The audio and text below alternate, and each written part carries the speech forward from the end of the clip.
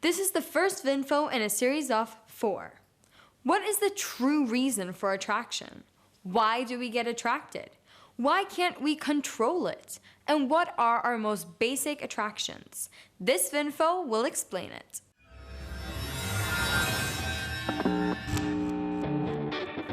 Hey all teen voices out there! Once you understand the real reason for attraction, it will be so easy to see why girls and boys get attracted, and also what they are attracted to.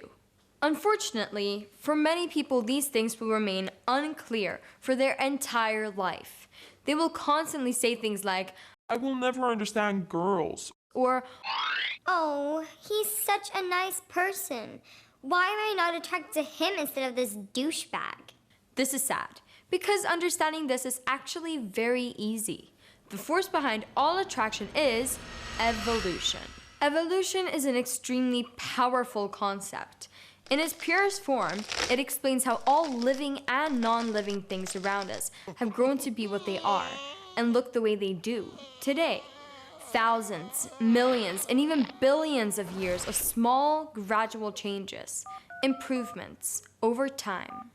In the mid-19th century, after 20 years of studies and preparation, Charles Darwin presented his findings and conclusions on evolution in his book called On the Origin of Species.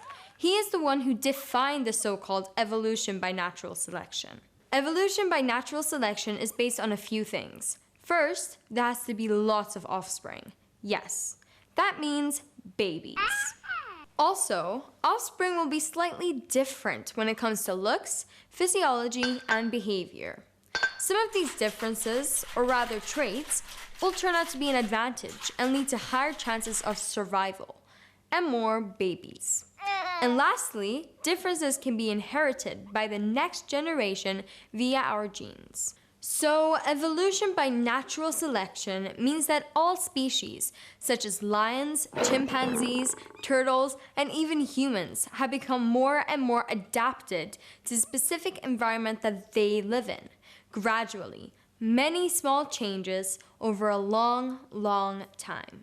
Based on all this, here are a few important points to understand attraction. Number 1, after millions of years of evolution, our minds are hardwired to survive and have babies. Think about it. The reason that we humans are spread out all over the world today is that our ancestors have been successful in 2 things: surviving and having babies. Number 2, people haven't changed much for thousands of years. Evolution is slow and happens only after changes in the environment. So you and I are still very similar to people that lived thousands of years ago. Even though our situation is very different from theirs, we still think and react mostly in the same way as they did. Number 3, our brains focus mainly on short-term needs. Today we live in a world where many of us are not facing serious dangers on a daily basis. However, our ancestors had a completely different situation. They had to struggle to survive every day. And on top of all that, they also needed to have, yes again, babies. With their focus on survival and babies, they didn't have much time to plan for the future. They had to be in the moment. And we are still acting short-term like this, even when it comes to attraction. And number 4, attraction is a function of survival. You can't control it or reason with it, and it doesn't change with fashion or other short-term trends.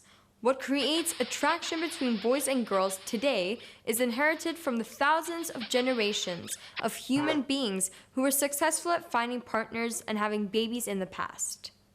Attraction is about survival. It's not about fashionable trends in jeans. Hey, of course some jeans can look cool, but if the signs are wrong, we won't feel attracted, no matter what clothes a person wears. What attracts us to each other is hardwired into us, and it is not a choice. So what are the most basic attractions for girls and for boys? Boys. I don't think you will be surprised when I say that boys are hardwired to be attracted to a woman's physical qualities, her looks. Boys' attraction is indeed very much based on what they can see. The explanation behind this is that boys are hardwired to find healthy females that can have healthy babies. Attractive physical features on a woman indicate health and good childbearing qualities. This means a higher chance of a man's genes being passed on to the next generation. Okay, now to girls.